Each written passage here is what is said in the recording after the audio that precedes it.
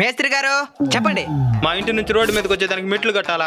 దానికి ఎందుకు మెట్లు కట్టేది? ఏదో పనులు చేయండి, రోడ్డు మీదకి వచ్చేస్తారు. జోక్ చేసిన. సర్లే, మెట్లు కట్టేదానికి ఎంత అవుతుందా?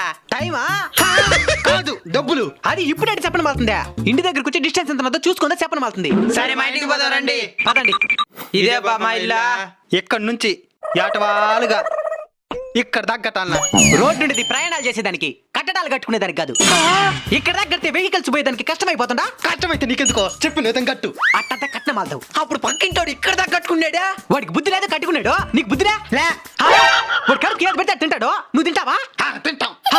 వాడు రేపేస్తాడు, నువ్వు కూడా చేస్తావా? అయితే చెప్పినట్టున్నాడు. రోడ్డుకి ఇబ్బంది లేకుండా ఈ ఎడ్జికి కట్టుకోండి.